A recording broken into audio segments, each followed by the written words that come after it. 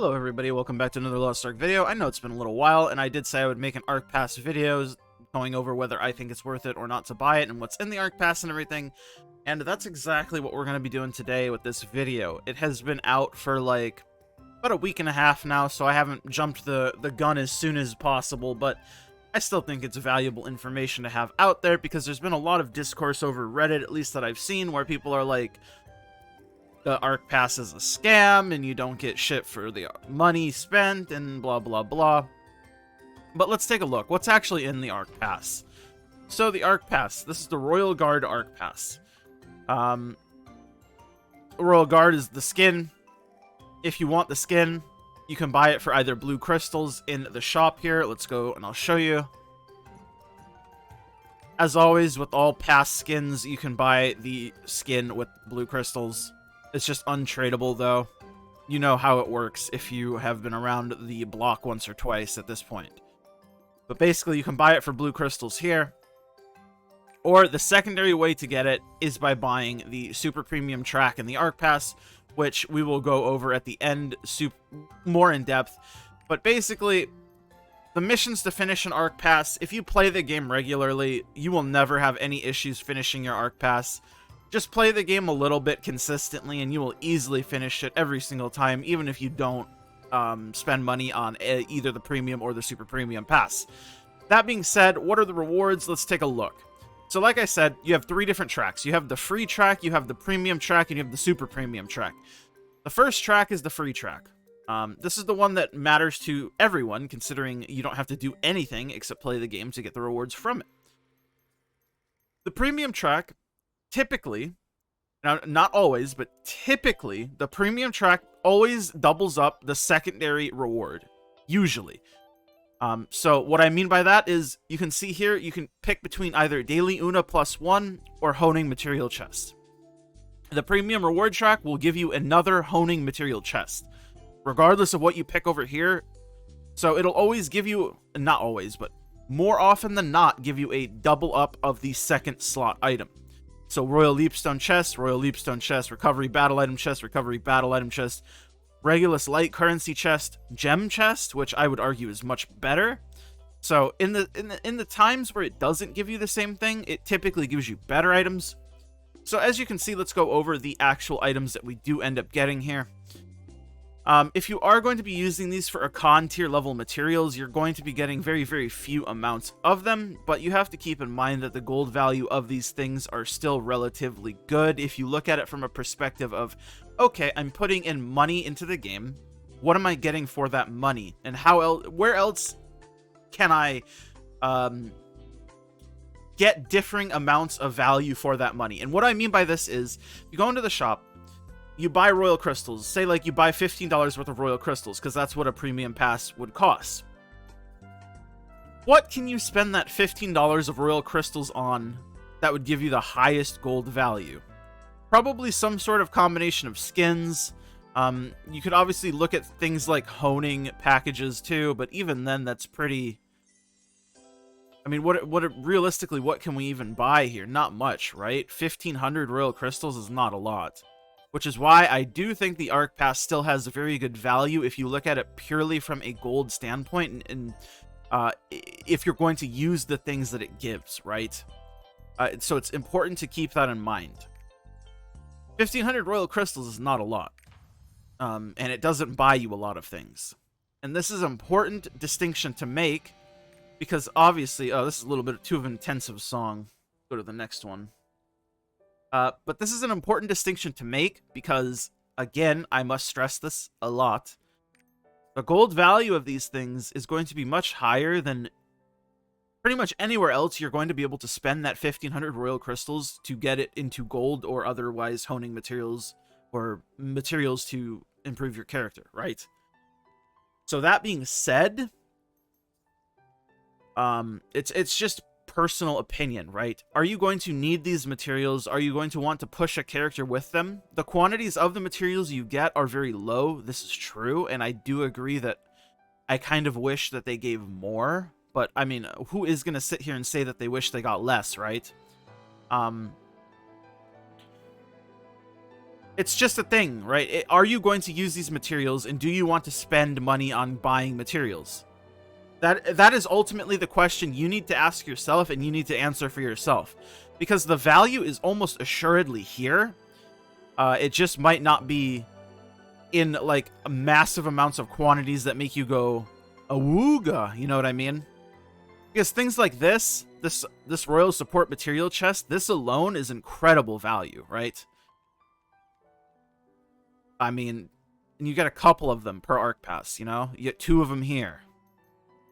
You get a big Leapstone chest. 20 Radiant Leapstones might not seem a lot, but you have to keep in mind those are 200 gold each, right? Like, it adds up quick. And then you get a big one of these, an extra big one of these. You see what I mean? But anyways, typically the arc pass follows this sort of pathing. You'll have... Each section is basically broken up into different things. The first section here is either Una task related or honing related. Typically, in the past, I've picked honing related stuff, and I probably will always pick honing related stuff just because I think you get enough of these from events, especially if you're a consistent player.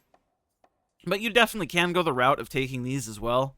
I don't think that's necessarily a bad call if you're...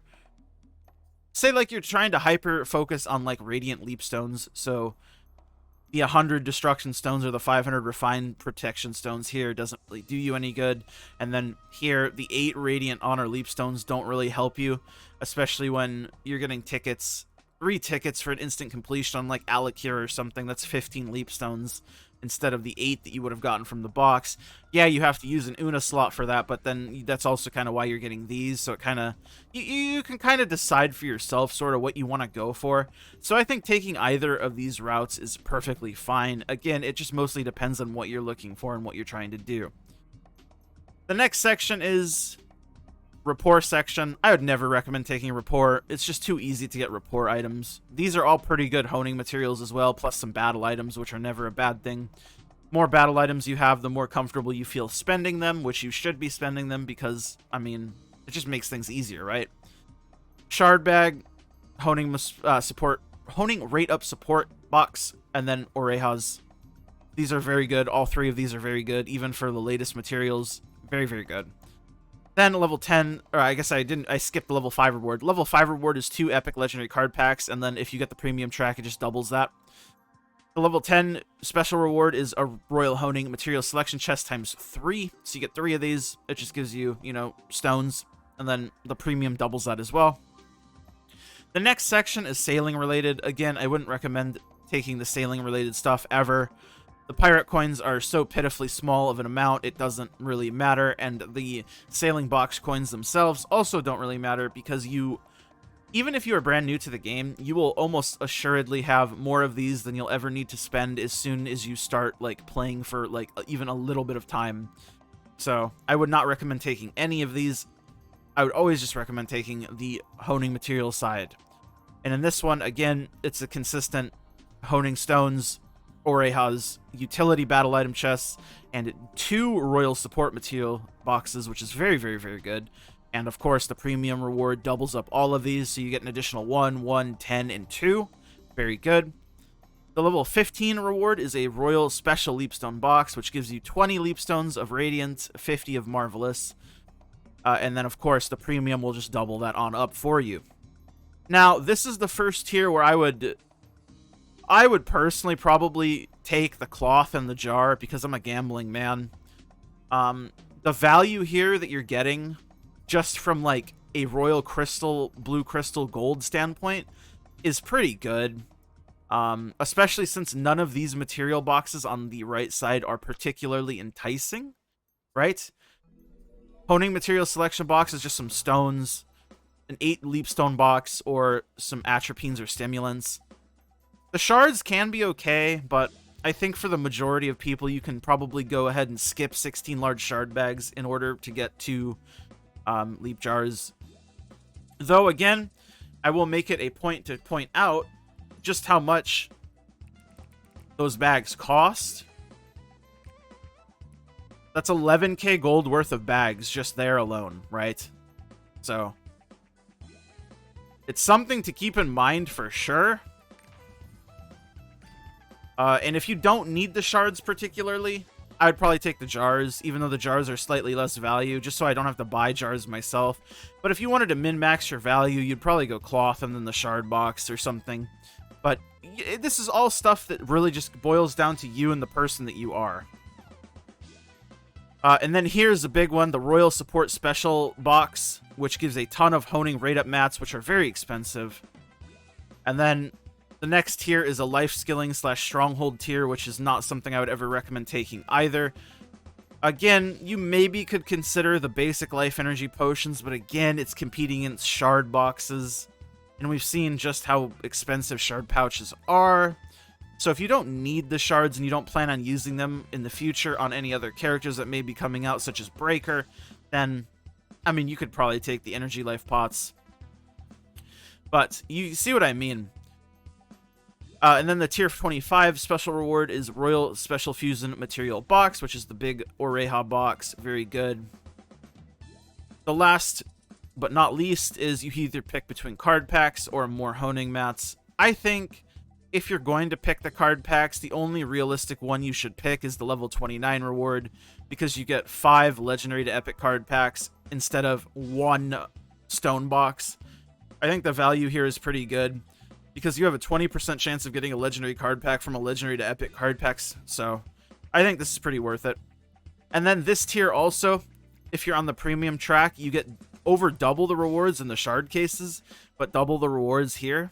So like instead of 2 more shard boxes, you're getting 5 shard boxes. Instead of 1 Oreha, you're getting 2 Oreha. Instead of 1 leapstone, you're getting 2 leapstone. Instead of 1 stone, you're getting 2 stone. And they also did it for the support tier as well, I forgot to mention. Instead of 2 shards, you're getting 5. 1 support, you're getting 2. 1 stone, you're getting 2. All very good. And then instead of silver, you get gems.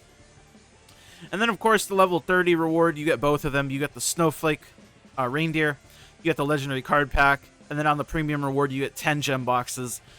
And then for Super Premium, you also get an additional card pack. Super Premium, you get Card Pack Fions, you get a Feather Trail effect, so if you want that, and then you get the skin set. So Super Premium is definitely worth it if you want to buy the skin set, and then you get a couple extra goodies, or if you want the trail, because you can't buy the trail any other way, as far as I'm aware.